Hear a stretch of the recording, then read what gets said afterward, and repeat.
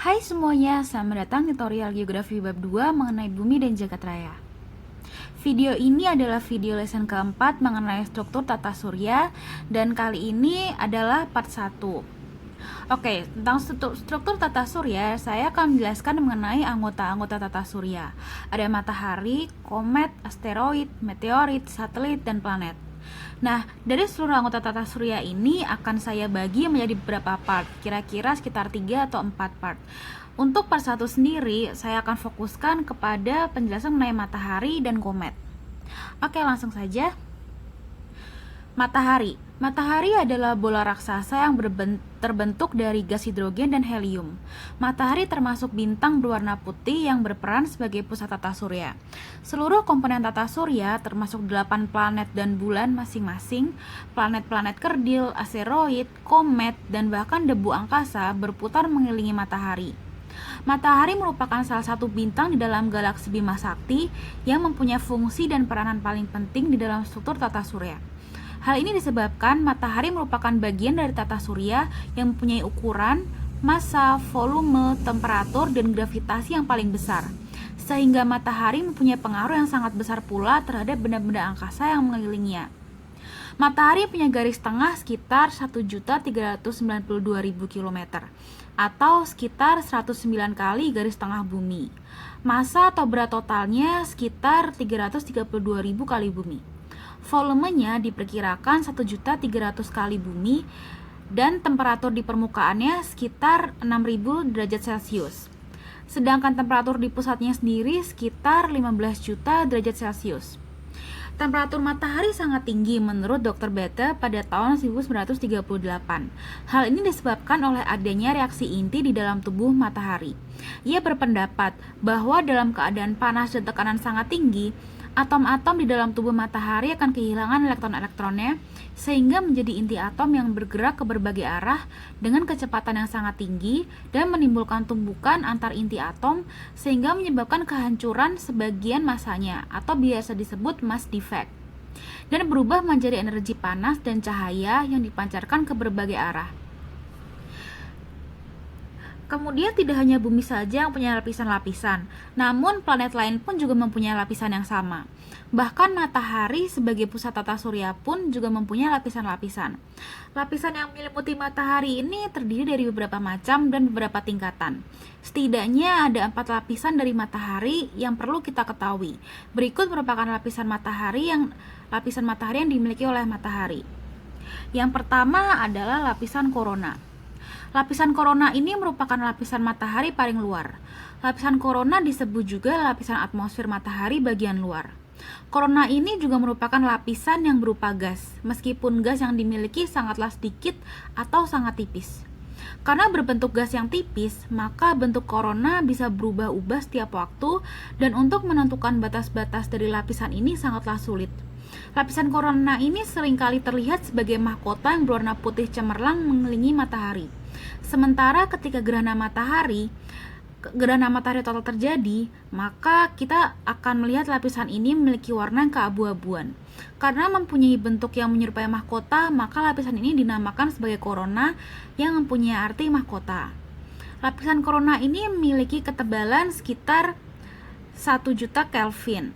Lapisan korona merupakan lapisan matahari yang banyak mengandung atom besi, nikel, argon, dan juga zat kapur. Kita dapat mengamati korona setiap waktu dengan menggunakan satu alat yang disebut dengan teleskop. Teleskop yang digunakan untuk mengamati lapisan korona disebut dengan koronograf. Ini merupakan gambar korona yang diambil menggunakan infrared. Nah, sedangkan ini adalah gambar kromosfer pada matahari. Gambar kromosfer akan saya jelaskan pada slide berikutnya. Nah, lapisan selanjutnya adalah lapisan kromosfer. Lapisan kromosfer ini merupakan lapisan yang berada di atas lapisan fotosfer.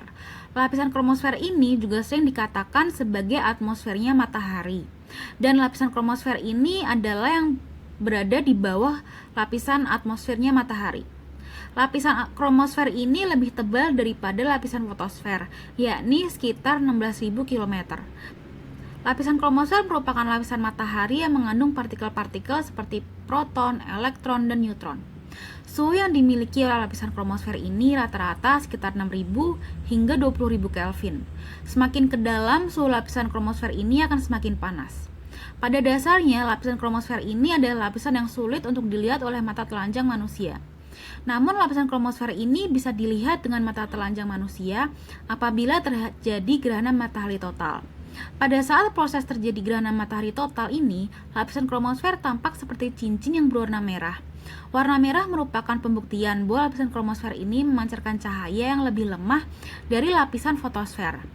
Meskipun dapat dilihat dengan mata manusia ketika gerhana matahari, namun untuk melihat lapisan tersebut dengan mata telanjang tanpa pengamatan akan sangat berbahaya, karena sinar ultraviolet yang dipancarkan sangat cepat menyebabkan kerusakan pada mata. Cahaya yang dipancarkan lapisan kromosfer ini terbentuk dari gas-gas hidrogen. Di lapisan kromosfer terjadi suatu loncatan-loncatan gas panas ke arah luar yang kemudian kembali masuk ke matahari. Loncatan gas panas ini disebut sebagai provescence. Di lapisan kromosfer ini kita juga mendapatkan suatu gelombang radio yang disebut sebagai radio bintang. Lapisan selanjutnya adalah lapisan fotosfer. Fotosfer ini juga dinamakan dengan lapisan cahaya. Fotosfer merupakan bagian permukaan dari matahari yang merupakan bola gas sangat besar dan mempunyai ketebalan sekitar 350 km dan batas-batas dari lapisan ini tidak jelas. Fotosfer ini menyerupai piringan yang memiliki warna emas. Dari sekian lapisan matahari, lapisan fotosfer inilah yang memancarkan cahaya yang paling kuat. Maka dari itu disebut juga lapisan cahaya. Cahaya kuat yang dipancarkan oleh lapisan ini sebagian sampai ke bumi dan kita kenal sebagai cahaya matahari. Selain cahaya atau sinar, lapisan tersebut juga memancarkan energi panas yang bersamaan dengan sinar atau cahaya matahari tersebut. Karena cahaya dan energi panas sudah dipancarkan atau disalurkan ke sekitarnya, maka suhu lapisan ini menjadi yang paling rendah dari lapisan-lapisan matahari yang lainnya. Suhu yang dimiliki lapisan fotosfer ini sekitar 5.700 Kelvin. Pada suhu yang demikian, suatu benda dapat memancarkan cahaya kuning, karena sesuai dengan cahaya atau sinar matahari yang punya warna kuning-kuningan. Selain cahaya yang silau dilihat oleh mata, pada lapisan ini pula gelombang-gelombang cahaya diproduksi, seperti sinar inframerah dan ultraviolet. Nah, lapisan yang terakhir adalah lapisan inti. Lapisan inti matahari ini merupakan bagian terdalam yang dimiliki oleh matahari, sehingga kita dapat mengetahui bahwa bagian inilah yang punya suhu paling tinggi di antara semua lapisan. Lapisan inti matahari ini punya suhu sekitar 15 juta Kelvin. Karena memiliki suhu yang sangat tinggi, maka di lapisan inilah terjadi reaksi fusi. Reaksi fusi ini terjadi karena dalam inti matahari terdapat muatan-muatan, yaitu proton, elektron, dan neutron. Pada bagian inti matahari ini terdapat gaya gravitasi yang dapat menarik semua materi kemudian membentuk suatu tekanan. Energi yang tercipta karena reaksi fusi atau reaksi termonuklir kemudian dipancarkan keluar secara radiasi. Bagian inti matahari ini terdapat sekitar 502.000 km di bawah permukaan matahari. Bagian inti matahari ini mempunyai diameter sekitar 386.160 km. Besarnya inti matahari ini memenuhi sekitar 25% dari total radiasi matahari secara keseluruhan. Anggota tata surya selanjutnya yang akan saya jelaskan adalah komet. Komet merupakan anggota tata surya yang terdiri atas pecahan benda angkasa, es, dan gas yang membeku. Komet mengorbit matahari dalam suatu lintasan elips. Strukturnya terdiri atas kepala dan ekor. Kepala komet mempunyai diameter sekitar 65.000 km. Meliputi inti komet dan selubung gas yang disebut koma. Sedangkan ekor komet dapat mempunyai panjang sampai ribuan kilometer yang arahnya selalu menjauhi matahari. Sesuai definisi, komet adalah benda langit yang mengelilingi matahari dengan garis edar berbentuk lonjong atau parabolis atau hiperbolis. Kata komet sendiri berasal dari bahasa Yunani yaitu kometes, yang berarti rambut panjang.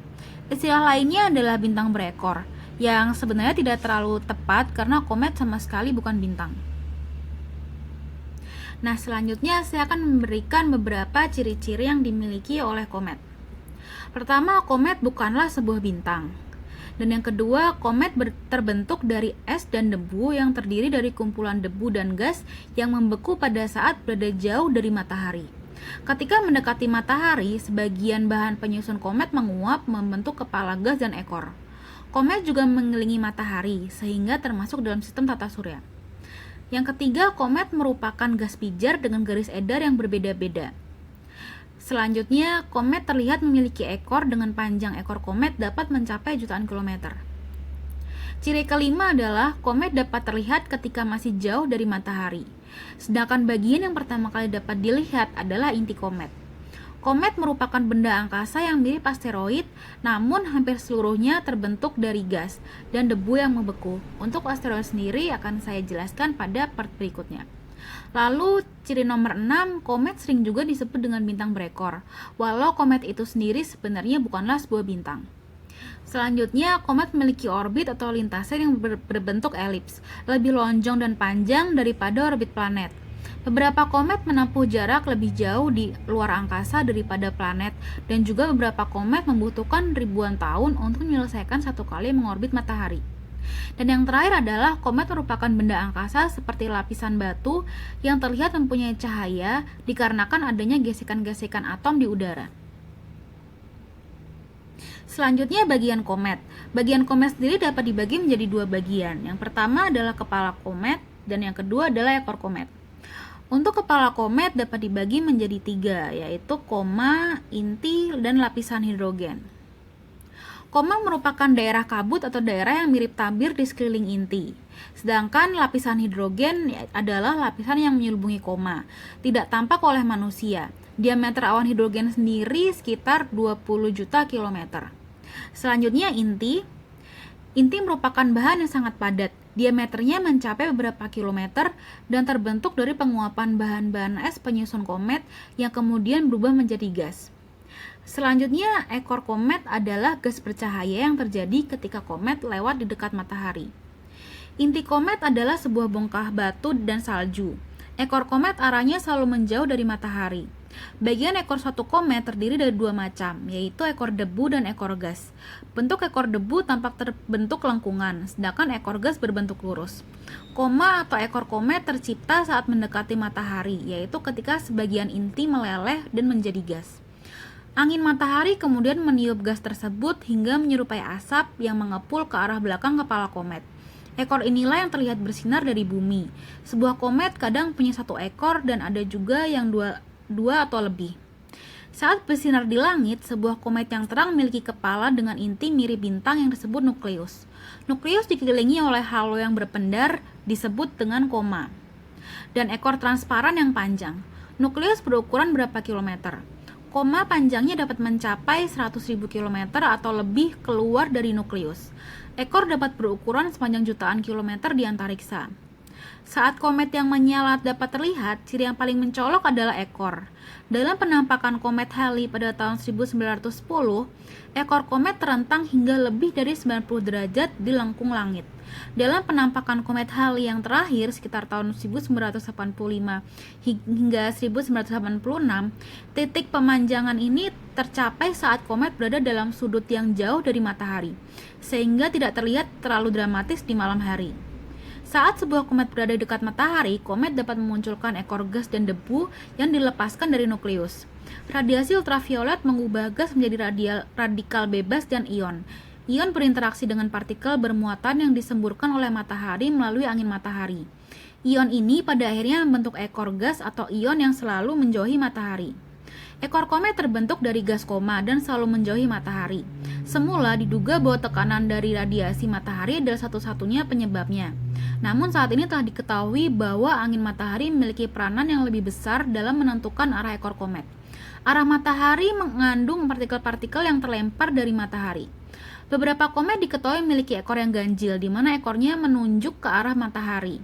Ekor komet jenis ini terdiri dari lapisan debu yang sangat tipis keluar dari lapisan terluar komet dan terkumpul di sekitar orbit komet. Oke, sekian untuk lesson kali ini. See you on the next lesson.